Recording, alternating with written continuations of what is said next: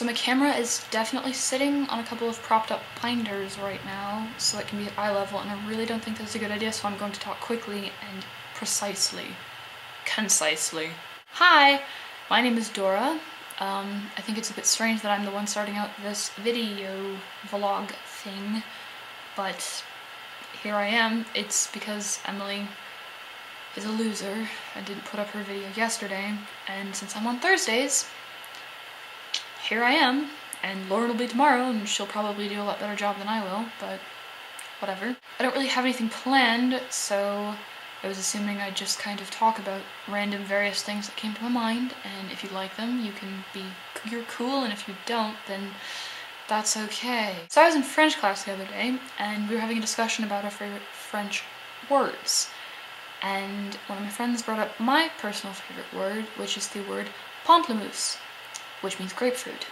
I don't even like grapefruits, but I just think it's kind of a wonderful word.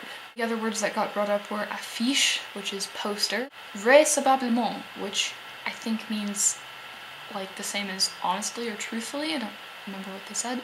Anana, bananas, and pantoufle, which are like slippers, household slippers.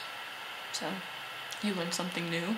And also apparently in French, if you want to say someone is fickle or moves on or is often smitten with somebody but isn't very consistent with that, you could say they have the heart of an artichoke, which in French is avoir un cœur d'artichaut, which to me was just kind of a weird saying, but not that most languages don't have strange sayings, and I just kind of like that one because I am actually very fond of artichokes. I also went and saw Anonymous this weekend, the Shakespeare movie, or rather the movie that is along the theory of Edward de Vere being Shakespeare, which has always been a really interesting theory in my mind. I personally don't believe in it. I believe Shakespeare was just who kind of we've historically accepted who he is, minus the conspiracy theories.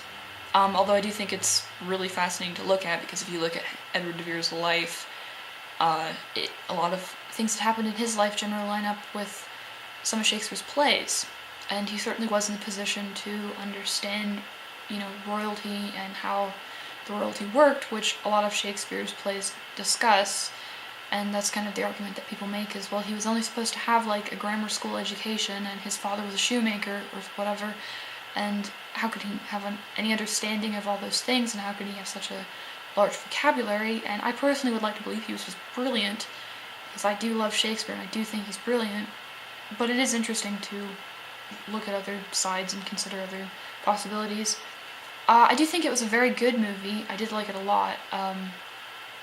It wasn't very well critically acclaimed, which I guess I can understand that too, because I thought it was a little bit of a mess in some places. The storyline was just kind of muddled, and it went by so fast that a lot of it didn't make a ton of sense, but I think it won me over in the sense that the acting was really superb and the casting was just wonderful.